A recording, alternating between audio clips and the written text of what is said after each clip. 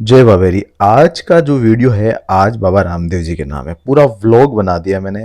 कहाँ गया, क्या देखा, भंडारे का सिस्टम, रुकने की व्यवस्था, सारी चीज़ें आपको आज इस वीडियो में मिलेगी। यानी क्या क्या देखना है आपको, सब कुछ मिलेगा। देखो, आप कहीं से भी आ रहे हो, आप आ रहे हैं बाबा रामदेव जी के। मैं जोधपुर से निकला हूँ और बाबा रामदेव जी के दर्शन के लिए जा रहा हूँ। अर्ली मॉर्निंग में जल्दी निकल गया।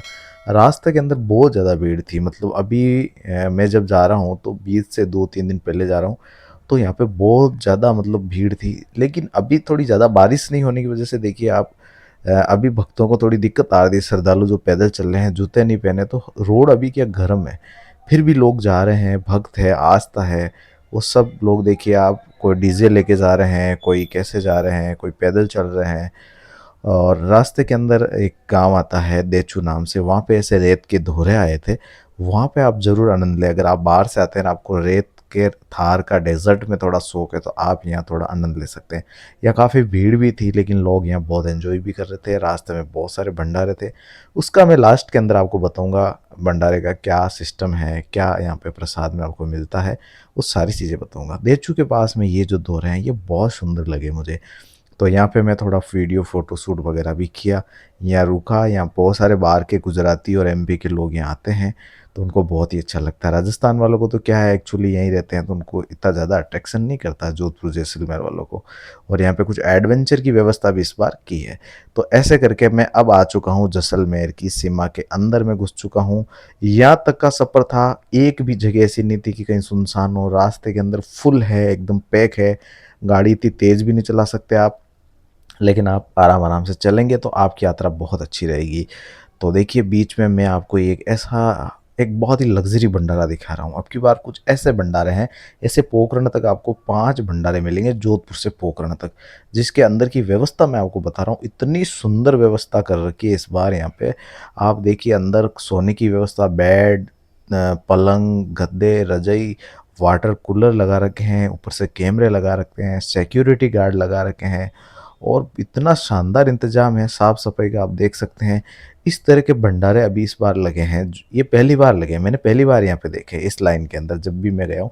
ये महाकुंभ की याद आपको दिला देंगे इस बार ये जो भंडारे लगे हुए हैं। तो देखिए, इसके अंदर देखिए खाने की व्यवस्था देखिए, आप सब लाइन से ऐसे बैठ के खाना खिला रहे हैं। पूरा एकदम बुफे लगा रखे हैं, जिस तरह से होटल में बुफे होते हैं वैसे ही बुफे। आप अपनी मर्जी से जितना चाहे खड़े हो, आराम से ले, बस जूठा नहीं छोड़े, बस ये होती है। और यहाँ पे पूरा सिक्योरिटी गार्ड वगैरह सब कुछ मैनेज कर रहे हैं। 7 प्रकार के खाना यहाँ मिलता है। बाकी यहाँ चाय, कॉफ़ी और फिल्टर पानी आपको यहाँ मिल रहा है। इतनी शानदार व्यवस्था। फिर मैं यहाँ से आगे की तरफ निकल जाता हूँ। अभी मैं पहुँचने वाला हूँ जस्ट पोखरण के अंदर, जो कि बीच में कुछ पानी भरा हुआ है। लोग यहाँ भी नहा रहे हैं, लेकिन बीच में नहाने की व्यवस्था इतनी कर रखी है, जगह जगह पानी के कुंड बना दिए गए नहाने के लिए, श्रद्धालुओं के लिए। क्योंकि बारिश नहीं हुई तो लोगों को ये व्यवस्था कर रहे हैं। यहाँ बहुत अच्छे लोग हैं और बहुत ही अच्छी व्यवस्था कर रहे हैं। आपका बहुत अच्छी तरह से ख्याल यहाँ पे रखा जाएगा जब आप यहाँ जा रहे हैं। तो अब मैं पोखरण को पूरा क्रॉस कर लिया हूँ। पोखरण में क्या चीज़ देखने लायक, रिटर्न आते टाइम देखेंगे। इस बार बाबा के मेले में नेत्र महाकुंभ लगा हुआ है। जिसकी एज 60 साल के ऊपर है, वो यहाँ पे फ्री में आंखें दिखा सकते हैं, आंखें चेक करवा सकते हैं, दवाई ले सकते हैं, चश्मा मिल जाएगा आपको यहाँ पे फ्री के अंदर। ऐसे 5-6 डोम बने हुए हैं। मतलब ये महाकुंभ है, नेत्र महाकुंभ, इसके अंदर ये फर्स्ट टाइम इस बार आपको ये भी देखने को मिलेगा। अब मैं आ चुका हूँ जस्ट अंदर एंट्री में। यहाँ पे मैंने पार्किंग की पर्ची कटवा ली है। ये गवर्नमेंट की पार्किंग की पर्ची है, जो यहाँ से आप कटवा लें और गाड़ी गवर्नमेंट पार्किंग में यहाँ रख सकते हैं आप। तो इसके बाद अगर आप दूसरी गाड़ी से आ रहे हैं, मान लो या रोडवेज से आ रहे हैं, अगर जोधपुर डिपो है, तो आपको यहाँ 120 रुपये में जोधपुर से ये आपको बाबा रामदेवरा के यहाँ छोड़ देंगे। ये मंदिर से जस्ट 500 मीटर दूर आपको लगभग ये छोड़ेंगे। तो आप बस से भी आ सकते हैं। फिर मैं यहाँ से गाड़ी पार्क कर दी और मैं यहाँ से पैदल पैदल देखते हैं क्या व्यवस्था है। ये परमानेंट वाली व्यवस्था है, आप अंदर घुसेंगे। ये अगर आप खाना वगैरह बनाना चाहते हैं तो ये परमानेंटली यहाँ पे आपको ये कंडे वगैरह इस तरह से दे देते हैं, बना सकते हैं। यहाँ बाकी प्रसाद वगैरह की व्यवस्था भी आप देख सकते हैं। बहुत सारी स्टॉल यहाँ लग चुकी है। अभी धूप की वजह से यहाँ दिन में थोड़ा सा, अभी देखिए थोड़ा माहौल है जो इस तरह का है मार्केट में, लेकिन अभी आपको जो माहौल दिखाने वाला हो ना, आप देखते ही रह जाएंगे। तो ये है अभी मेले का माहौल, और अभी ये भीड़ बढ़ने वाली है और ज़्यादा। तो हम थोड़ा इसके अंदर देख लेते हैं, और लाइन कहाँ से स्टार्ट होती है वो मैं आपको दिखा देता हूँ। अभी मैं मंदिर से लगभग 2 किलोमीटर पीछे की साइड में जा रहा हूँ। जहाँ पे लाइन आप इस तरह से देखिए, ये 6 लाइन है टोटल और भीड़ आप ये देख सकते हैं। पर ये है कि देखिए बाबा के अंदर आपकी आस्था है तो आपको तकलीफ नहीं दिखेगी। आपको अगर आपको कहीं घूमने जाते हैं, पर्यटन स्थल पे जाते हैं तो आपको सुविधा चाहिए होती है, लेकिन आप तीर्थ करने जाते हैं तो आप इस तरह से पानी के अंदर से भी निकल जाएँगे।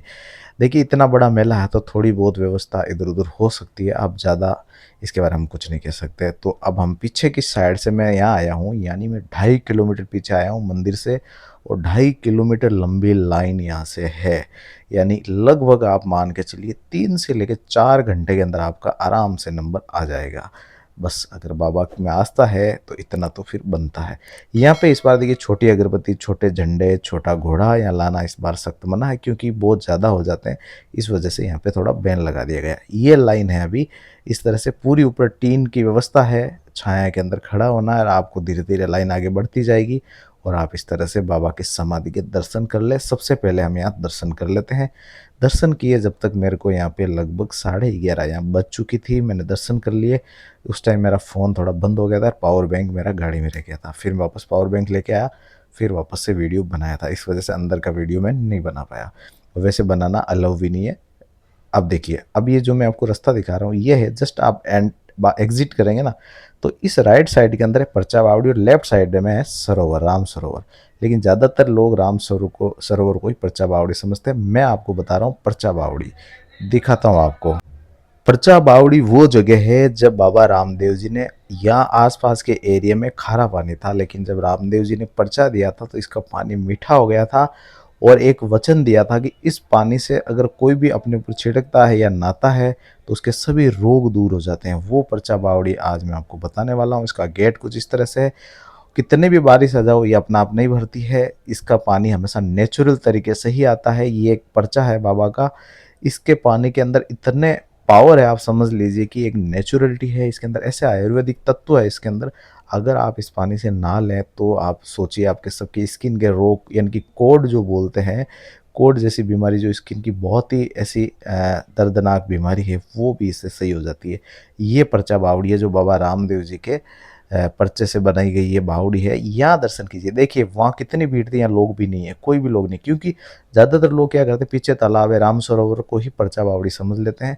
हो सकता है कई लोग, आप भी मेरे वीडियो देख रहे होंगे, शायद यहाँ नहीं पहुँचेंगे, हो सकता है आप पहुँचे भी हो, तो आप ज़रूर कमेंट में मुझे बताना। तो ये देखिए आप, यहाँ पे है ये पर्चा बावड़ी। यहाँ पे आप अंदर इस आगे घोड़े मूर्ति वगैरह रखी हुई है, लेकिन असली है जो इस जाली के पीछे की साइड में, ये अभी इसलिए लगा दिया क्योंकि लोग फिसले नहीं अंदर। ये आज तक नहीं सूखी है, ये चीज़ मैं आपको बता देता हूँ। कभी भी इसका पानी सूखा नहीं है, हमेशा रहता, चाहे कितने भी बारिश आ जाए ये भरती भी नहीं है पूरी। ये एक बाबा रामदेव जी का एक स्पेशली आप आशीर्वाद समझ लीजिए और पर्चा है यहाँ का। अभी तक मेरे चैनल को सब्सक्राइब नहीं किया है तो आप पहले मेरे चैनल को सब्सक्राइब कर दीजिए और वीडियो को लाइक कर दीजिए, क्योंकि अभी मैं आपको वो चीज़ें बताने वाला हूँ इस वीडियो के अंदर जो आज तक किसी वीडियो में आपने नहीं देखी होगी। वो सारी चीज़ें आज मैं आपको इसमें बताऊंगा। पूरा व्लॉग है, पूरा किस तरह से मैं आपको पूरा एकदम एक दिन के अंदर पूरा रामदेवरा के पूरे जो भी जगह देखने लायक है सब दर्शन करवाने वाला हूँ।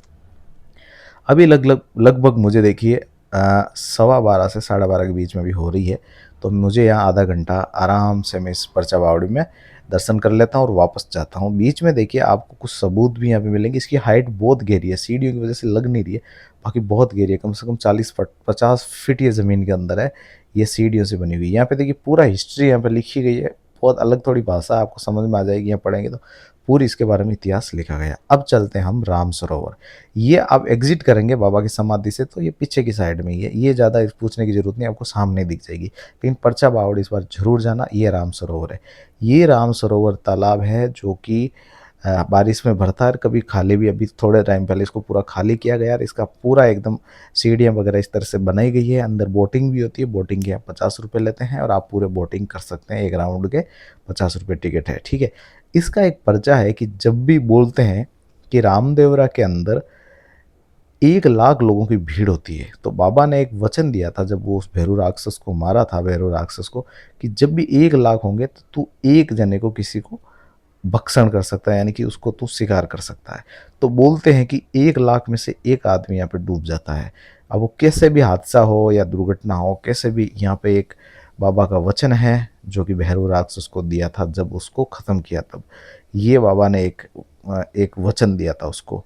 तो ये चीज़ें भी यहाँ पे होती है। ये बहुत ही परिचय वाला, आज के टाइम से कुछ सालों पहले ऐसा बोलते हैं कि इसके अंदर लोग जाने से डरते थे, क्योंकि रामदेव जी ने एक बोल के वचन दिया था कि भाई इसके अंदर जाने से 1 लाख लोग जैसे ही होंगे, एक आदमी यहाँ पे ख़त्म हो जाएगा। लेकिन आज के टाइम में कुछ चीज़ें चेंज हो गई, आप देख सकते हैं सीढ़ियाँ बन चुकी है, एक तरह से इसको पूरा टूरिस्ट स्पॉट की तरह इसको पूरा डेवलप कर दिया गया है।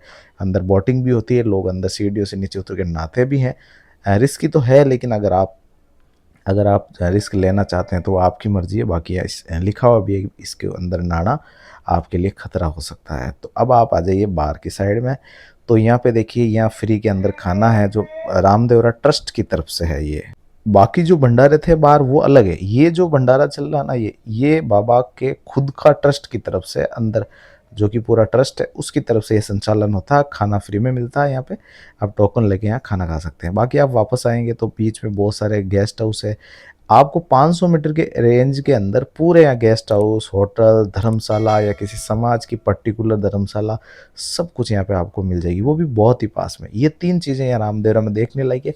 चौथी चीज़ ये अभी नई बनी है, ज़्यादा टाइम नहीं है, 5-7 साल हुई। ये पैनोरमा है, जिसके अंदर आप रामदेव जी से जुड़ी हुई सारी चीज़ें इसके अंदर आप यहाँ पे स्ट्रक्चर बने हुए देख सकते हैं। अब चलते हैं पोखरण। पोखरण के अंदर मैं आपको दिखाऊंगा, ये जो मूर्ति देख रहे हैं हमारा अम्बेडकर साहब की, इसके सामने एक रास्ता जाता है, रेलवे स्टेशन के पास से होके रास्ता जाएगा। वहाँ मैं आपको दिखाने वाला हूँ भैरव राक्षस की गुफा, जहाँ पे बाबा रामदेव जी ने उस भैरव राक्षस का वध किया था, ख़त्म किया था, उससे युद्ध लड़ा था। वो गुफा मैं आपको दिखाऊंगा। कई लोग भटक जाते हैं, मैंने इसका पूरा वीडियो, वैसे आप मेरे पीछे वाला वीडियो में जाके देखेंगे तो आपको और अच्छे से इसका समझ में आने वाला कि रास्ता कैसे है। क्योंकि मैं यहाँ कम से कम 3 से 4 घंटे भटकने के बाद में मुझे ये गुफा मिली थी। आप मेरा वीडियो देखेंगे तो आपको भटकना नहीं पड़ेगा, सिर्फ आप 15 मिनट में पोखरण से उस गुफा तक पहुँच जाएंगे। तो मैं रास्ते में चल रहा हूँ, तो इस तरह से मैं यहाँ पहुँचा हूँ। यहाँ एक माता जी का मंदिर है, यहाँ मैं पहुँच गया हूँ। तो यहाँ देखिए, यहाँ मैंने गाड़ी साइड में रख दी है। यहाँ पीछे की साइड में मंदिर है, पहले मैं प्राचीन मंदिर है ये कुल देवी का, वहाँ चलता हूँ, जहाँ पे बोलते हैं कि बाबा रामदेव जी ने इसी मंदिर से लेकर उस गुफा के बीच में उससे युद्ध लड़ा था राक्षस से। उस पहले मंदिर के हम दर्शन कर लें, कुल देवी के। यहाँ कुछ सीढ़ियाँ हैं, आप देख सकते हैं, लगभग 50-60 सीढ़ी है। इसको आप चढ़ लीजिए आराम से, एकदम टैपर सीढ़ी है, कोई ज़्यादा ऐसी दिक्कत वाली बात नहीं, आराम से आप चढ़ जाइए। मंदिर सुनसान है एकदम अभी। यहाँ मैंने आपको बताया कि ये जो चीज़ें हैं बहुत प्राचीन है, यहाँ बाबा रामदेव जी से जुड़ी हुई सारी चीज़ें, लेकिन यहाँ लोग पहुँच नहीं पा रहे हैं। रीज़न ये होता है, मैंने खुद ने रास्ते के अंदर कम से कम 10 जनों को देखा भटक रहे हैं, लेकिन उनको मिल नहीं रही जगह। तो मैं आपको ये पूरा गाइड कर रहा हूँ। तो अब देखिए, आप यहाँ आ जाइए, ये है प्रसिद्ध कुल देवी माता जी का मंदिर है, यहाँ पे आप दर्शन कीजिए। ये मंदिर उस टाइम का जब बाबा रामदेव जी यहाँ पे खुद आए थे। ये इतना प्राचीन, आप समझ लीजिए इस एरिया का सबसे प्राचीन मंदिरों में से एक है ये, माता जी का मंदिर है, ठीक है। अब देखिए, इस मंदिर में आने के बाद मैंने बहुत गूगल में ढूंढा, जिसको पूछना पूछा, लेकिन मुझे वो गुफा नहीं मिल रही थी। यहाँ तक कि मैं यहाँ 2 घंटे तक पहाड़ों के अंदर भटकता रहा। मेरे पीछे लोग हैं, ये इन्होंने भी बहुत कोशिश की, लेकिन नहीं मिला। लेकिन हमें एक चीज़ थी कि आज हमको इस चीज़ को एक्सप्लोर करना है, आपको दिखाना है कि वो गुफा कहाँ है। इसके सारी चारों तरफ पहाड़ों में हमने ढूंढ लिया, पानी की बोतल भी नहीं थी हमारे पास, बहुत दिक्कत हुई थी हमको यहाँ पे। और रास्ता कुछ इस तरह से, यानी कि रास्ता नहीं है, आप समझ लीजिए। यहाँ पे पूरे इस तरह से पत्थर है, अंदर पूरी झाड़ियाँ हैं और इसके अंदर कांटे भी थे, बहुत दिक्कत भी हुई थी हमें, लेकिन हमें वो चीज़ आपको दिखानी थी।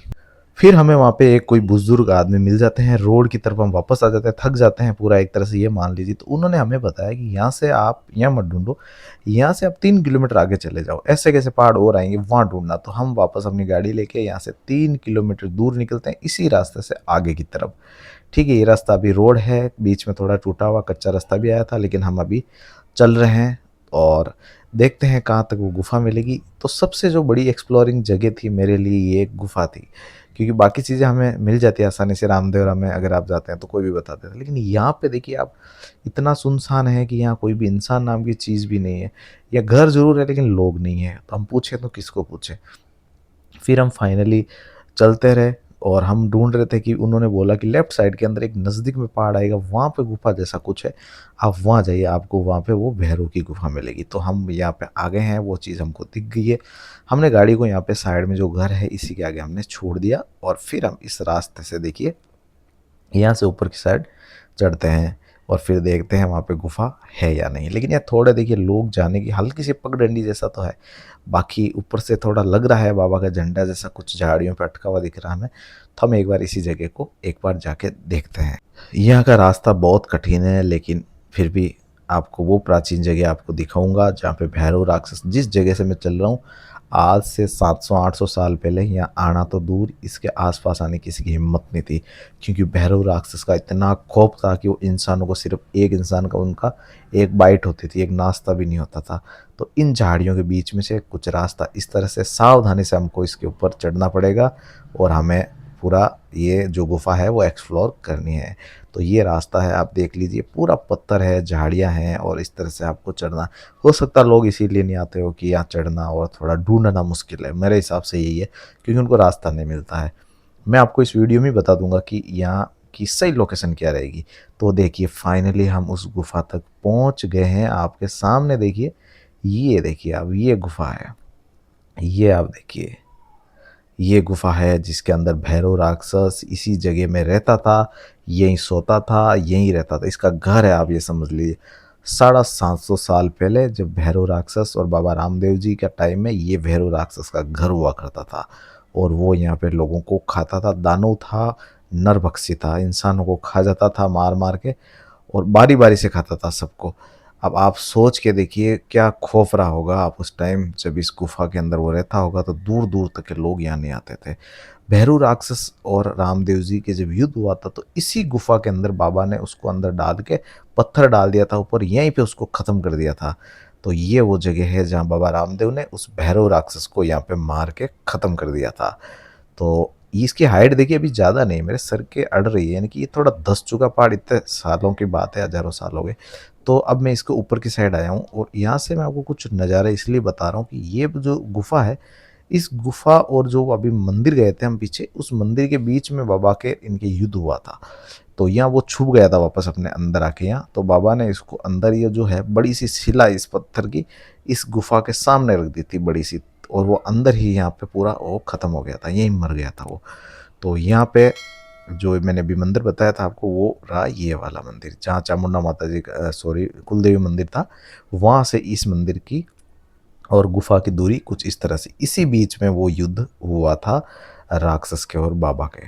और ये पीछे की साइड में जो घर है गुफा के सामने वाली साइड में, तो इसके सामने की साइड में ये है हमारा जो ये भैरू राक्षस था उसकी गुफा है। अब इसकी प्रॉपर लोकेशन मैं आपको बता देता हूँ। ये जो घर दिख रहे हैं, ये हाजी खान जी की ढाणियाँ बोलते हैं इनको, हाजी खान जी।